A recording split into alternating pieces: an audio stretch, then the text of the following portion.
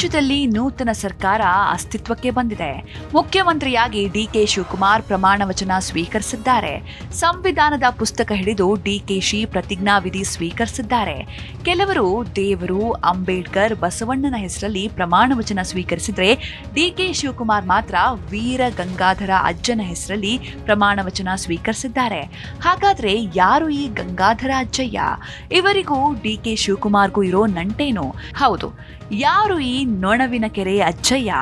ನೊಣವಿನಕೆರೆ ಅಜ್ಜಯ್ಯ ಎಂದು ಪ್ರಸಿದ್ಧರಾದವರು ತುಮಕೂರು ಜಿಲ್ಲೆ ತಿಪಟೂರು ತಾಲೂಕಿನ ನೊಣವಿನಕೆರೆಯ ಶ್ರೀ ಕಾಡಸಿದ್ದೇಶ್ವರ ಮಠದ ಪೀಠಾಧ್ಯಕ್ಷರಾದ ಡಾಕ್ಟರ್ ಕರಿವೃಷಭ ದೇಶಿಕೇಂದ್ರ ಶಿವಯೋಗೀಶ್ವರ ಸ್ವಾಮೀಜಿ ಅಥವಾ ಕರಿಬಸವೇಶ್ವರ ಶಿವಯೋಗೀಶ್ವರ ಸ್ವಾಮೀಜಿ.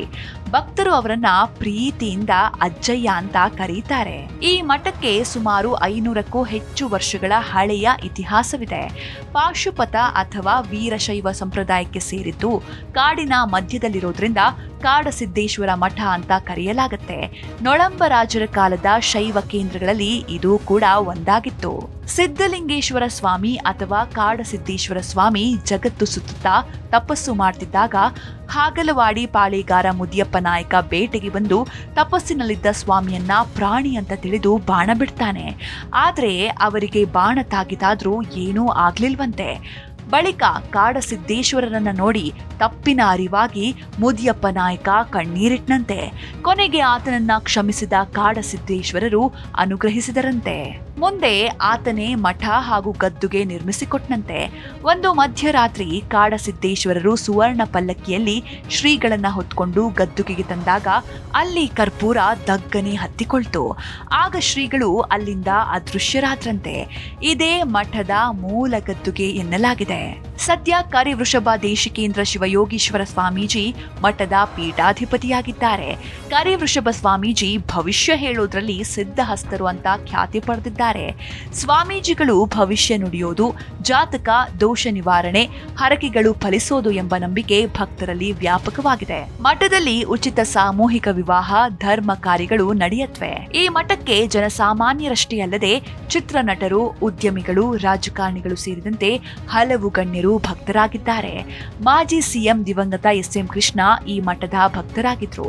ಡಿಕೆ ಶಿವಕುಮಾರ್ ಸೇರಿದಂತೆ ಹಲವು ರಾಜಕಾರಣಿಗಳು ಮಠಕ್ಕೆ ಆಗಾಗ ಭೇಟಿ ನೀಡ್ತಾರೆ. ಈ ಹಿಂದೆ ಎಸ್.ಎಂ. ಕೃಷ್ಣ ಮಹಾರಾಷ್ಟ್ರ ಸಿಎಂ ರಾಜ್ಯಪಾಲರಾಗಿದ್ದಾಗ ಮಠಕ್ಕೆ ಭೇಟಿ ನೀಡಿದ್ರು. ಸ್ವಾಮೀಜಿ ಅವರು ಹೇಳೋ ಭವಿಷ್ಯವನ್ನ ಎಲ್ಲರೂ ನಂಬ್ತಾರೆ. ಇನ್ನು ಕರ್ನಾಟಕದ ನೂತನ ಮುಖ್ಯಮಂತ್ರಿ ಡಿಕೆ ಶಿವಕುಮಾರ್ ಕೂಡ ಹಲವು ವರ್ಷಗಳಿಂದ ಈ ಮಠಕ್ಕೆ ಭೇಟಿ ನೀಡುತ್ತಾ ಬಂದಿದ್ದಾರೆ. ಯಾವುದೇ ಮಹತ್ವದ ನಿರ್ಧಾರ ಕೈಗೊಳ್ಳೋ ಮುನ್ನ ಈ ಮಠದ ಸ್ವಾಮೀಜಿ ಅವರನ್ನ ಭೇಟಿ ಮಾಡಿ ಅವರ ಸಲಹೆ ಪಡಿತಾರೆ. ಈ ಹಿಂದೆ ಐಟಿ, ಇಡಿ ದಾಳಿಗೊಳಗಾಗಿ ಬಂಧನಕ್ಕೂ ಒಳಗಾದ ಡಿಕೆ ಶಿವಕುಮಾರ್ ಇದೇ ಮಠದ ಅಜ್ಜಯ್ಯನ ನೆನಪಿಸಿಕೊಂಡಿದ್ರು. ಜೈಲಿಂದ ಬಿಡುಗಡೆಯಾದ ನಂತರ ಅವರು ಆಗಮಿಸಿದ್ದು ಇದೇ ಮಠಕ್ಕೆ. ಬಂಡೆಯಂತೆ ಕಷ್ಟಗಳು ಕರಗಿ ಮುಖ್ಯಮಂತ್ರಿಯೂ ಆಗ್ತೀರಿ ಅಂತ ಸ್ವಾಮೀಜಿ ಡಿಕೆಶಿಗೆ ಅಭಯ ನೀಡಿದ್ರು. ಇದಾದ ಬಳಿಕ ಮಗಳ ಮದುವೆ ಸೇರಿದಂತೆ ಹಲವು ಕಾರಣಕ್ಕೆ ಅವರು ಸ್ವಾಮೀಜಿಯನ್ನ ಭೇಟಿ ಮಾಡಿದ್ರು. ಡಿಕೆ ಶಿವಕುಮಾರ್ ಅವರ ತಂದೆಗೆ ಸ್ಟ್ರೋಕ್ ಆಗಿ ಬೆಂಗಳೂರಿನ ಆಸ್ಪತ್ರೆಯಲ್ಲಿ ಡಾಕ್ಟರ್ಗಳು ಇನ್ನು 2 ಗಂಟೆಗಳು ಮಾತ್ರ ಅಂತ ಹೇಳಿದ್ರಂತೆ. ಆದ್ರೆ ಆಗ ಅಜ್ಜಯ್ಯ ಸ್ವಾಮೀಜಿ ಬೆಂಗಳೂರಿಗೆ ಬಂದು ಬಿಲ್ವ ಪತ್ರೆ ಕೊಟ್ಟು 20 ನಿಮಿಷದಲ್ಲಿ ಇದನ್ನ ತಂದೆಯ ತಲೆಯ ಕೆಳಗೆ ಇಡಿ ಅಂತ ಹೇಳಿದ್ರಂತೆ. ಟ್ರಾಫಿಕ್ ಇಲ್ಲದೆ ಗ್ರೀನ್ ಸಿಗ್ನಲ್ಗಳೊಂದಿಗೆ ಡಿಕೆ ಶಿವಕುಮಾರ್ ಸಮಯಕ್ಕೆ ಸರಿಯಾಗಿ ತಲುಪಿ ಬಿಲ್ವ ಪತ್ರೆ ಇಟ್ಟಿದ್ರಿಂದ ತಂದೆ ಗುಣ ಹೊಂದಿದ್ರು ಅಂತ ಡಿಕೆ ಶಿವಕುಮಾರ್ ಒಮ್ಮೆ ಹೇಳ್ಕೊಂಡಿದ್ದಾರೆ. ಇದರ ನಂತರ ಡಿಕೆ ಶಿವಕುಮಾರ್ ಪರಮ ಭಕ್ತರಾದ್ರು. ಡಿಕೆ ಶಿವಕುಮಾರ್ ಅಜ್ಜಯ್ಯನ ಅಪ್ಪಣೆ ಇಲ್ಲದೆ ಯಾವುದೇ ಶುಭ ಕಾರ್ಯ ಅಥವಾ ರಾಜಕೀಯ ನಡೆಗೆ ಕೈ ಹಾಕೋದಿಲ್ಲ ಅಂತ ಹೇಳ್ತಾರೆ.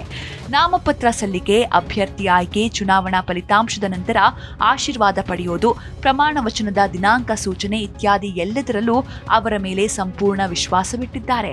ಸಿದ್ದರಾಮಯ್ಯ ರಾಜೀನಾಮೆಯ ನಂತರ ಸಿಎಂ ಪಟ್ಟಕ್ಕೆ ಸಂಬಂಧಿಸಿದಂತೆಯೂ ಸ್ವಾಮೀಜಿಗಳು ಭವಿಷ್ಯ ನುಡಿದಿದ್ರು. ಪ್ರಸ್ತುತ ಪೀಠಾಧ್ಯಕ್ಷರು ಡಾಕ್ಟರ್ ಕರಿವೃಷಭ ದೇಶಿಕೇಂದ್ರ ಶಿವಯೋಗೀಶ್ವರ ಸ್ವಾಮೀಜಿ ಅಂದ್ರೆ ಅಜ್ಜಯ್ಯ ಅವರೇ ಮುಖ್ಯ ಸ್ವಾಮೀಜಿ. ಮಠ ಜೀರ್ಣೋದ್ಧಾರಗೊಂಡು ಭಕ್ತರ ಸಂಖ್ಯೆ ಹೆಚ್ಚಾಗಿ ವಿವಿಧ ಕಾರ್ಯಕ್ರಮಗಳನ್ನ ನಡೆಸ್ತಾ ಇದೆ.